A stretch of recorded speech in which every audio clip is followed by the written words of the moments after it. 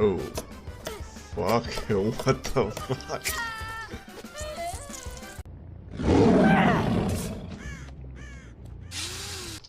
Time to finish this.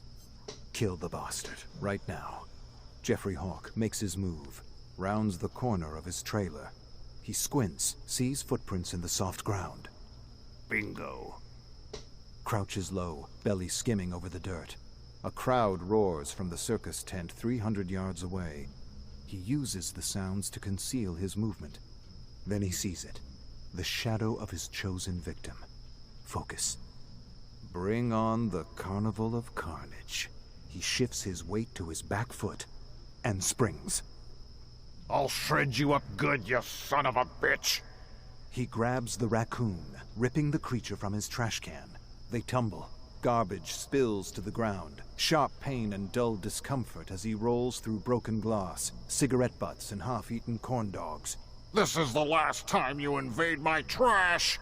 The raccoon twists, snaps at air until finding a fat chunk of flesh. Ah, damn it! Jeffrey loses his grip, recovers just in time to grab a bushy tail. He's on the defensive, swings the animal around, whirling it like a lasso. He loses his grip. The raccoon soars through the air, reaching incredible heights. The squealing, thrashing silhouette of the woodland creature flies over the backdrop of a full moon. Majestic. It arcs downwards and lands safely in a tree. Blast it all to hell! With a furious hiss, the raccoon scurries into the foliage and disappears. Scram, you hairball! Touch my garbage again and I'll make a balloon animal out of your intestines! He wipes a smear of blood onto his pants. A blaring of trumpets rings through the night, coming from the circus tent in the distance. The acrobats are taking the stage. He had nearly forgotten his plan. There's hope for this night yet. We're in the clowns one, I think. A little bit funny. Interaction with the fucking raccoon and stuff. A little bit funny. Jeffrey hurries into the circus tent, anticipation buzzing through his veins. He stands at the back of the bleachers, avoiding the gawking, idiotic crowd. All eyes are glued to the trapeze artist swinging above. They have no idea. The best comedy is unexpected, and only Jeffrey knows the punchline. He greased the second trapeze an hour ago. Spotlights, a drum roll, the acrobat flips through the air, grabs the next trapeze and, whoops, slips right off. Down, down, splat. The sudden and exhilarating crunch of breaking bones, but nothing compares to the splat. The splat makes it all worth it, like a ripe tomato thrown against a wall, and then silence. 100 people in shock.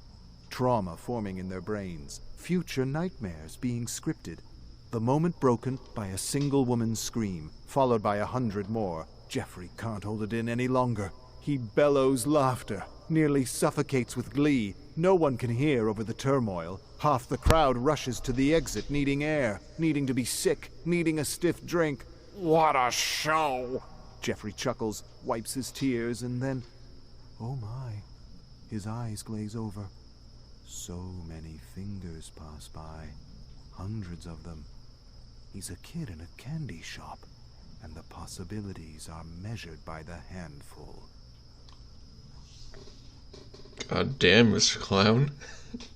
You killing your own friends as well? Oh dear. He's paralyzed with indecision. As the crowd streams by, he appraises their hands. Long fingers, stout fingers, pristine and ugly. Don't be greedy now. You get one. Gotta keep things quiet. The fuzz will be snooping after the trapezist's accident. He spots a candidate worth his attention. 3 inches on the left hand of a young woman. Smoother knuckles than the norm. What does it taste like? Candy apple, maybe. Or brass. Why brass? With considerable effort, the memory arises. A first-grade teacher with a similar finger who used to wear cheap rings. He was a brat, but she was too hard on him. A burst of endorphins tickles his spine. How would he immortalize this stand-in for his first-grade teacher? A sharpened pencil to her jugular? Stupid, obvious, pandering to irony, but also satisfying in its cartoonish simplicity. Wait, what about the plump man with plump fingers? Thick sausages ready to burst with the slightest pinprick. A reminder of the mailman who yelled at him for flinging dog crap at a car. Bastard. I was just a kid having fun. Could fry up that finger and feed it to the local mutt. The fantasy is liberating, a righting of wrongs. And then, he sees it. The one. He shudders, recoils like he's seen a ghost, but is suddenly drawn to it, unable to look away. It's the finger he's always searched for, always longed to make his own. Attached to a hand, to an arm, to a man with a very stupid mustache. He has found it. The Finger of Chaos. The Finger of Chaos? What the fuck? Okay. I guess we're just going through Clown's fetishes with fingers, I guess. Jeffrey is fixated on the mustached man's finger as he walks by.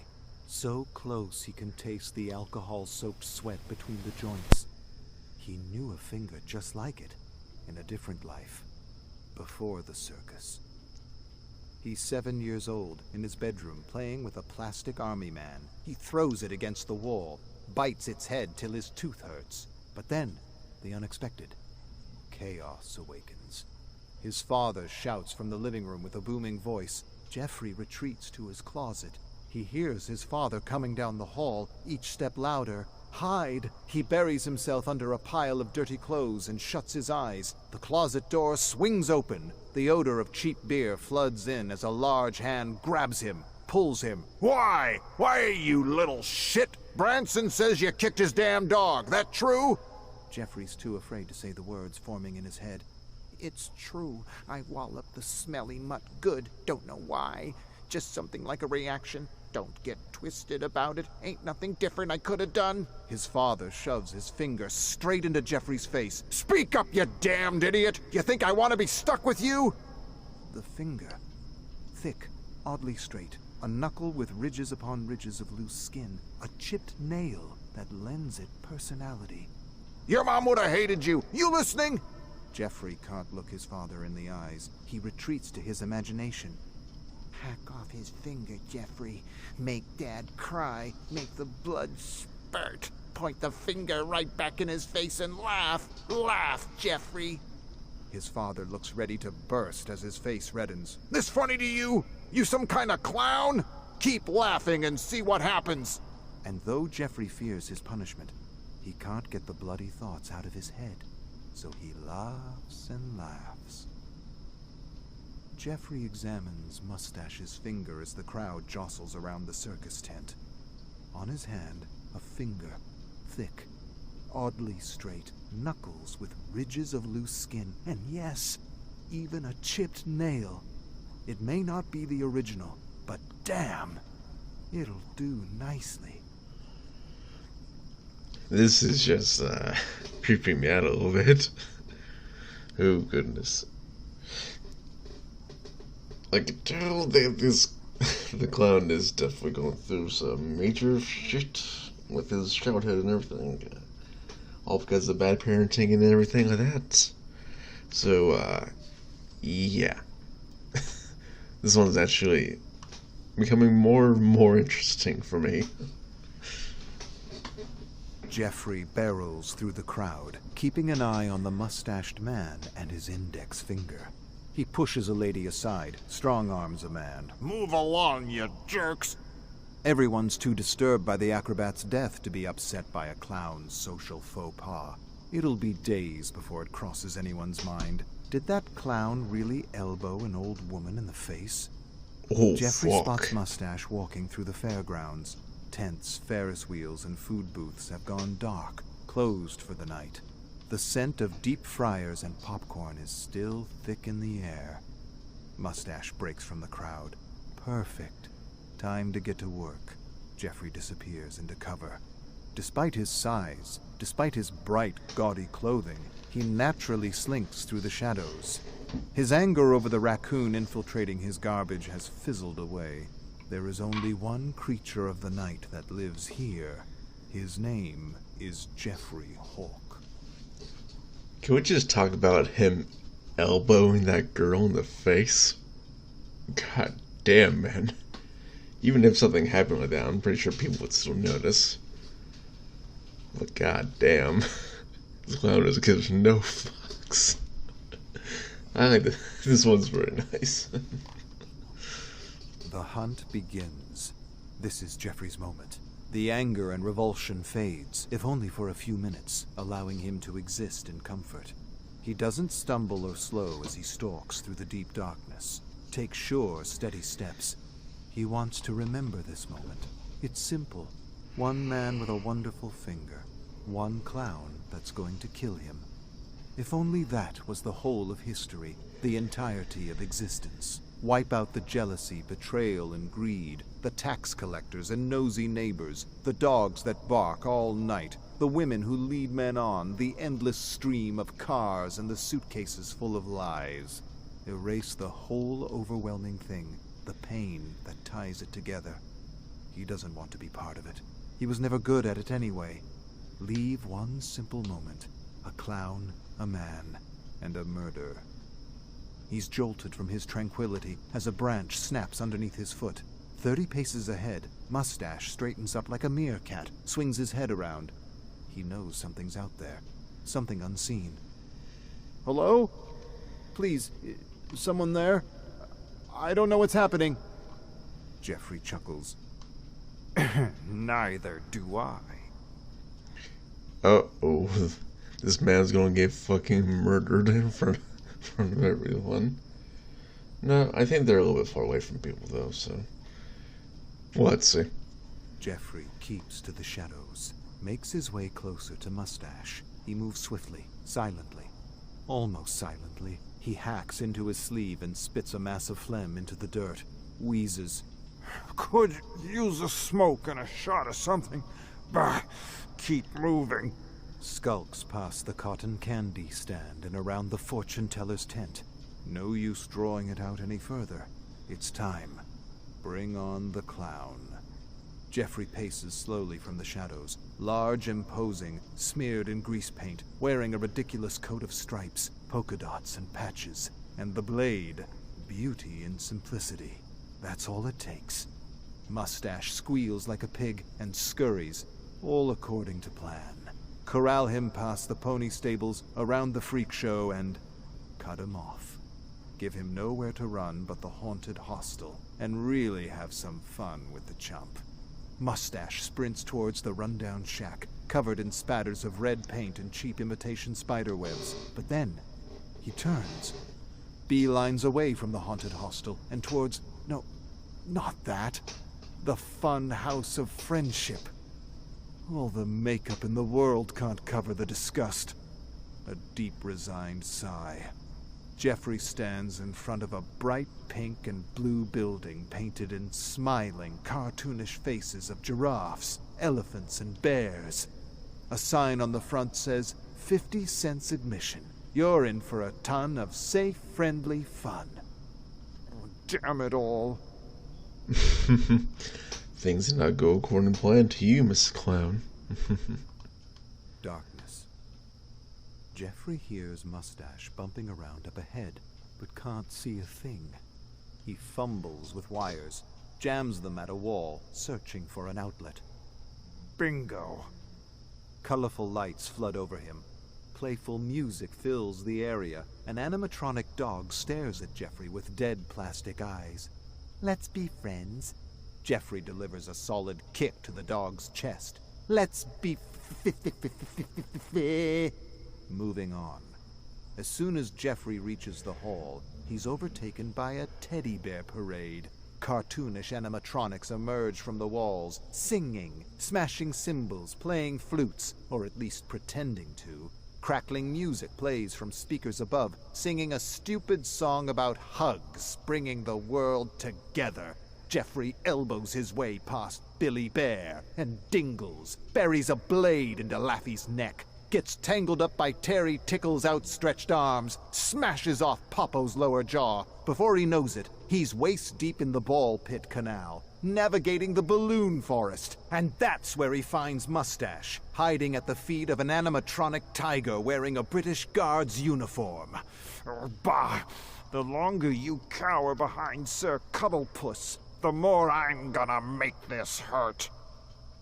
Mustache makes a run for it. Jeffrey pulls a bottle of After-Peace tonic from his inner pocket, gives it a swirl, and hucks. Glass shatters. A thick cloud of fumes envelop Mustache. The man stumbles and coughs, looks around in confusion, crisscrosses his feet as if each one wants to go a separate way. Jeffrey socks the idiot in the side of the head, knocking him unconscious. Time to go home. Oh dear. You know, reading all this stuff, like actually hearing what that thing kind of does, it makes me kind of think, like, what if, like, his actually After-Peace Sonic stuff actually kind of inversed your controls? How fucking crazy would that be? That'd probably make Clown a little bit too kind of crazy, but if you're used to it and all that, you can kind of counteract it. But I don't know, that just seems like such a good idea for the Clown. Maybe that should have been his buff instead of this stupid yellow bottle shit. Anyways, continuing on. The man with the mustache is huddled in the corner of Jeffrey's trailer, babbling, crying, pleading his case. Jeffrey isn't listening. All he sees is the finger and the puddle at Mustache's feet. Jeffrey knows what it means. The man's realized he has one chance at survival, and his fight or flight just kicked in. But Jeffrey doesn't care. He knows he's already won. The finger of chaos is as good as his. The memories of his father are already shifting. A large, horrible man towering above, bellowing. No, that isn't it. Think, Jeffrey. A weak, slouching alcoholic, stammering and slurring, too pathetic to control him. The outbursts? Nothing but the fury of a coward. The parody of a powerful man. A joke. Mustache jumps up, reaches for the bottles of chemicals on the counter. Predictable. Jeffrey bellows laughter as he grabs the man's neck and slams him to the floor. Puts his full weight onto Mustache, grips his throat and squeezes. You want to play with chemicals, do ya? I don't even know what'd happen if those mixed. Hallucinations, euphoria, uncontrolled flatulence, death. Jeffrey thinks this over as he repeatedly smacks Mustache's head into the floor. They all sound like hilarious endings, and why not add some uncertainty to the mix? He doesn't need to fear chaos anymore. He can handle it, and hell, he deserves a little fun. You want to play one last game? Okay, Mustache, let's play. Oh, fuck. Well, I guess we're gonna see this little game play out. Let's see what it is.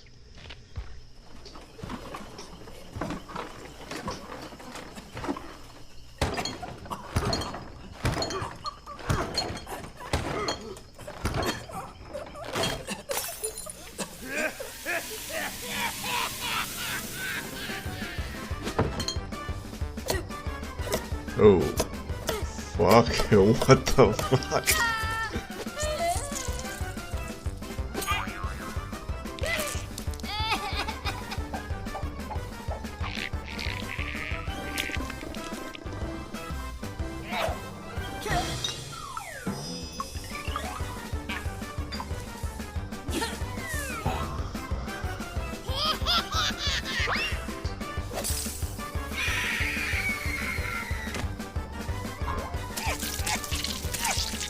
Oh my goodness. The